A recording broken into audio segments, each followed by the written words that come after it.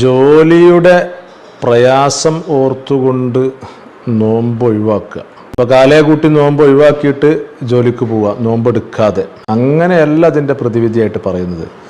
മാർഗമുണ്ട്, പ്രതിവിധിയുണ്ട്. ഇസ്ലാം മതം എന്ന് പറയുമ്പോൾ ഒരാളെയും ബുദ്ധിമുട്ടാക്കൂല്ല, അതുപോലെ തന്നെ പ്രയാസപ്പെടുത്തൂല്ല. അത് ഈ മതത്തെപ്പറ്റി പഠിക്കാത്ത ആളുകൾ അപ്പുറത്തുനിന്ന് എന്തൊക്കെയോ വിളിച്ചു പറയുന്ന ഓരോ കാര്യങ്ങളുണ്ടാവും. അത് നമ്മൾ നോക്കേണ്ടതില്ല.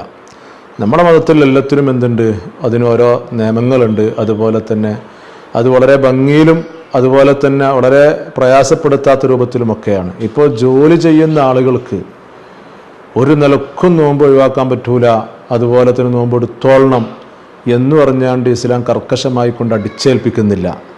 നേരെ മറിച്ച് അവിടെ കുറച്ച് നിബന്ധനയോട് കൂടെയാണ് അത് മനസ്സിലാക്കിയെടുക്കേണ്ടത്. ഇപ്പം മഹാനായ ഇമാം നവവി റളിയല്ലാഹു അൻഹു അവിടുത്തെ മിൻഹാജ് എന്ന് പറയുന്ന കിതാബിൽ രോഗികൾ നോമ്പ് നോൽക്കേണ്ടതില്ല എന്നുള്ളൊരു വ്യക്തമായിക്കൊണ്ട് മസ്അല പറയുന്നുണ്ട്. ഇപ്പോൾ രോഗിയായ ഒരാളെ സംബന്ധിച്ചിടത്തോളം അയാൾക്ക് രോഗം അതിൻ്റെ കഠിനമായി പ്രയാസ ബുദ്ധിമുട്ടായി കഴിഞ്ഞാൽ അയാൾക്ക് എൻ്റെ നോമ്പ് ഒഴിവാക്കാൻ പറ്റും, നോമ്പ് ഒഴിവാക്കാൻ അനുവദിക്കും എന്ന് പറയുന്നുണ്ട്. അവിടെയാണ് ഈ ജോലിക്കാരുടെ മറ്റുള്ള വിഷയങ്ങളൊക്കെ മഹാനായ ഇമാം അദ്റഈ റളിയല്ലാഹു അൻഹു മിൻഹാജ് എന്ന് വിശദീകരിച്ചു. ഖൂത്തുൽ മുഹ്താജ് എന്ന് പറയുന്നത് ഇത് അദ്റഈ ഇമാമിൻ്റെ ഖൂത്തുൽ മുഹ്താജ് മിൻഹാജിൻ്റെ ഷറഹ ഇതിൻ്റെ 1-ാം വാള്യം തന്നെ ഇതിലൊന്ന് പറയുന്നുണ്ട്. അതായത് കൊയ്ത്തുകാർ, ഇപ്പം കൊയ്ത്തുകാരൊന്നും കൂടുതലില്ല. അപ്പം പാടത്ത് ഇങ്ങനെ നെല്ല് കൊയ്യുന്ന ആളുകൾ അങ്ങനെയൊക്കെ ഉണ്ടാവുമല്ലോ. അപ്പം നല്ല വെയിലത്തല്ല അവരൊക്കെ പണിയെടുക്കുക. അങ്ങനത്തെ ആളുകളെ സംബന്ധിച്ചിടത്തോളം യതീഫി റമദാനൊക്കെ വരുന്ന സമയത്ത് അവർക്ക് പ്രയാസം ബുദ്ധിമുട്ടാണല്ലോ.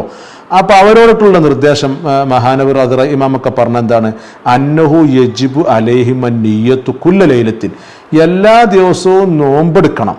അത്താഴത്തിന് എണീക്കുക, അത്താഴം കേൾക്കുക, നിയ്യത്ത് വെക്കുക, അങ്ങനെയുള്ള സംഗതിയൊക്കെ ചെയ്യുമ്പോഴൊക്കെ ചെയ്യണം. അപ്പം നോമ്പുകാരൻ തന്നെയാണ്. എന്നിട്ട് ആ ജോലിക്ക് പോവുക. ഏതാണ് ആ ജോലി? ആ ജോലിക്ക് പോവുക.